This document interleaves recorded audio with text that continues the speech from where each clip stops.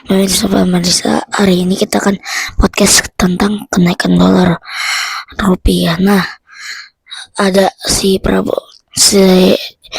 presiden kita ini, Pak Prabowo ini, bilang kalau rupiah begini, rupiah begitu, dolar begini, dolar begitu. Karena rakyat tidak suka nggak pakai dolar. Nah, tapi kan tahu sendiri lah ya, kan kita kebutuhan pokok, pangan, minuman, makanan, kedelai maksudnya, garam, nasi, gandum, itu semuanya kita masih impor. Jadi otomatis kalau rupiah melemah, makin itu juga makin susah juga itunya impor segala macamnya. Alhasil juga berdampak ke rakyat biasa. Nah, untuk itu kita akan tanya mamaku pendapatnya kayak gimana, ini penyebabnya kayak gimana, terus menurut kami akibatnya ini dalam beberapa tahun ke depan itu kayak gimana.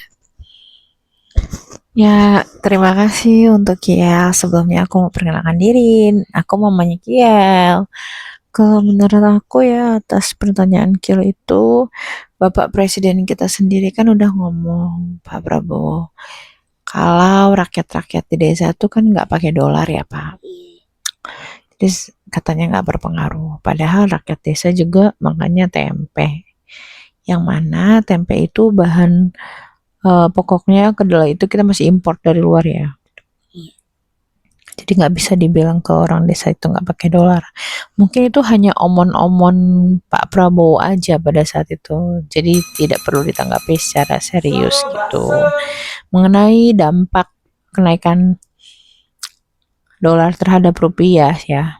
Ya memang itu kan kecenderungannya banyak yang bilang tahun 2026 ini tuh kan tahun krisis moneter ya, sama seperti waktu tahun 2008. 1998. Perbandingannya 1998 ataupun tahun 2008 gitu.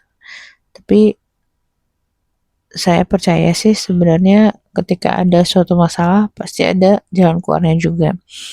Apalagi untuk orang-orang yang tetap mengandalkan Tuhan, kita pasti dipelihara. Sama aja kayak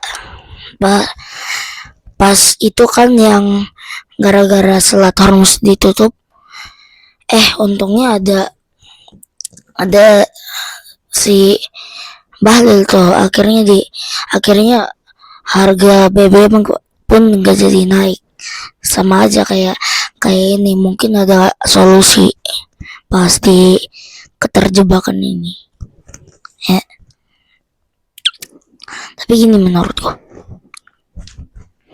kan